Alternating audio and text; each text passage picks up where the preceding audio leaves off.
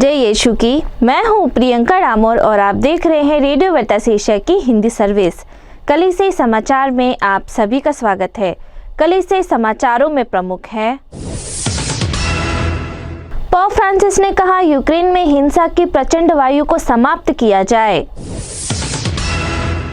50 साल पूरे होने के उपलक्ष्य में FABC आम सम्मेलन बैंकॉक में शुरू हुआ।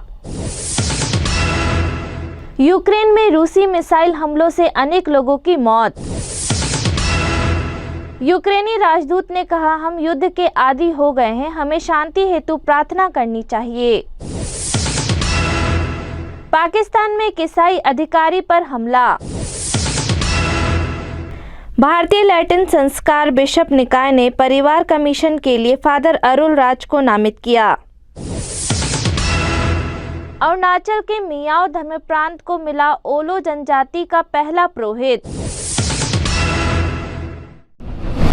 रेडियो वेरितास एशिया आपके लिए लेकर आए हैं RVA mobile app. RVA mobile app पर हमारे विभिन्न प्रकार के कार्यक्रमों का लाभ लें,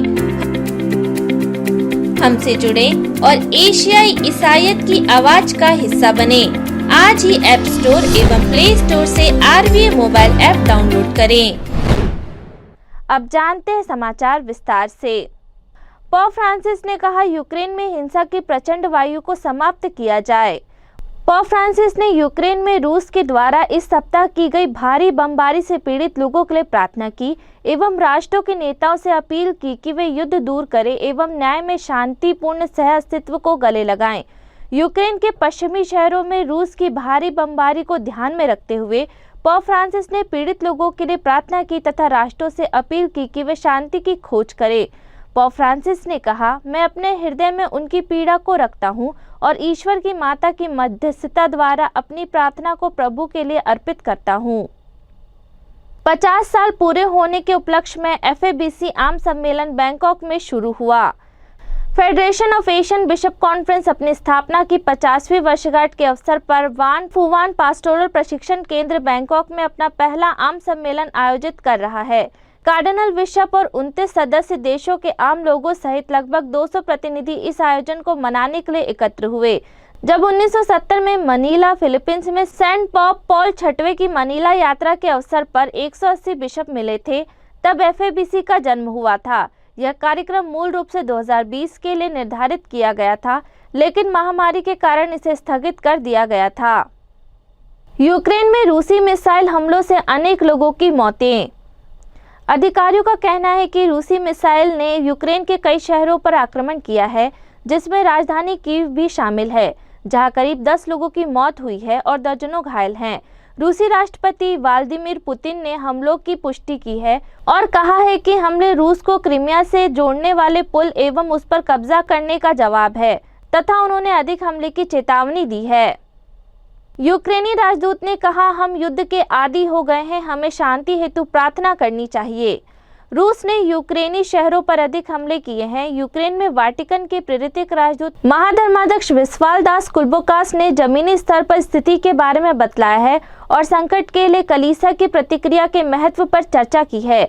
जिस दिन यूक्रेनी नए सिरे से मिसाइल हमलों की चपेट में आया, उसी दिन वाटिकन के प्रेरित राजदूत महाधर्माध्यक्ष विस्वालदास कुलबोकास वाटिकन न्यूज से बात की। स्वितलाना दुखोविच के साथ साक्षात्कार में उन्होंने यूक्रेन की नागरिक आबादी की स्थिति, संघर्ष में कलीसिया की भूमिका और शांति के लिए पोप की अपील पर चर्चा की।